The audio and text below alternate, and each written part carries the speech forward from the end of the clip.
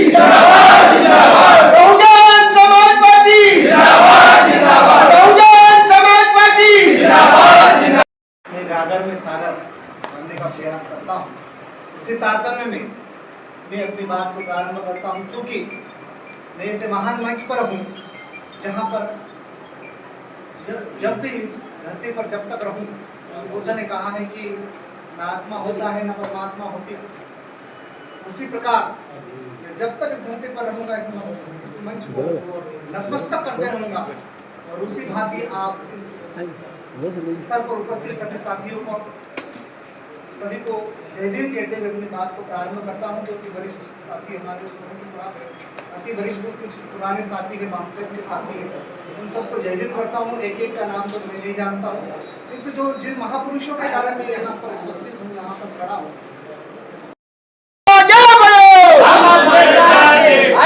संघर्ष करो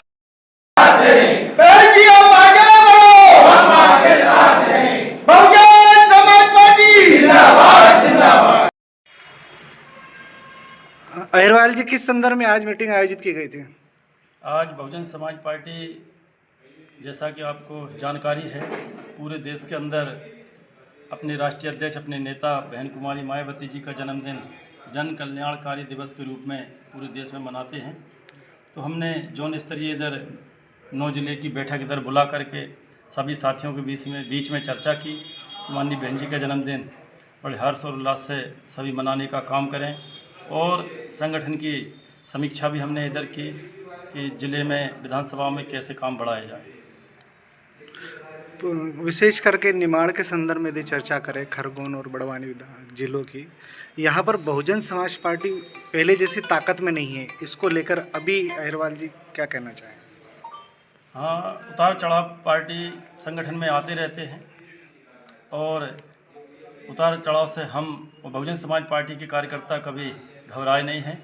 हम सारे साथी मिलजुल कर और इस काम को बढ़ाएंगे। बहुजन समाज पार्टी को फिर से हम दोबारा इधर अपने कार्यकर्ताओं को पैरों पे खड़ा करेंगे, हर जिलों को अपने पैरों पे खड़ा करने का काम करेंगे। एक राष्ट्रीय सवाल अंतिम, देश के गृह मंत्री जी ने बाबा साहब के नाम को लेकर जो माहौल उड़ाया राज्यसभा में दिल्ली में, इसको लेकर क्या कहना चाहिए?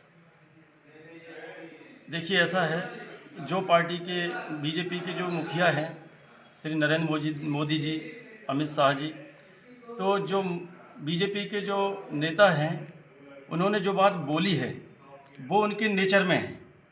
और मोदी जी जो उनके गुरु हैं, उन्होंने तो ये भी बोला कि बेटी बचाओ। तो साथियों, उसका भी हमारे लोगों को जानकारी नहीं। आज 3-3 वर्ष की बच्चियों को उठा करके लोग बलात्कार कर रहे हैं, 5 वर्ष की बच्चियों को बलात्कार कर रहे हैं। तो जो मोदी जी प्रधानमंत्री बने, इससे पहले उन्होंने नारा दिया बेटी बचाओ। तो बेटी किससे बचाओ? बेटी बचाओ बेटी पढ़ाओ। उनको पता है कि हमारी पार्टी में जो हमारे नेचर हैं, जो नेता हैं, ये गंदे नेचर के हैं, गंदी आदत वाले हैं और किसी महिला का मान सम्मान नहीं करते हैं। तो उनके नेता ने जो शब्द बोले हैं वो उनके दिमाग के अंदर हैं, वो बाहर निकल के तो आएंगे ही। और मोदी जी ने जब कहा कि बेटी बचाओ बेटी पढ़ाओ, तो उन्होंने इसीलिए कहा कि भाई मुझे पता है कि मेरी पार्टी में कितने गंदे लोग हैं, तो हमारी पार्टी के नेताओं से हो सके तो अपनी बेटियों को बचाना। राष्ट्रीय स्तर पर बहुजन समाज पार्टी ने इसको लेकर बड़ा आंदोलन किया, लेकिन गृह मंत्री जी ने माफ़ी नहीं मांगी, क्या कहना चाहो?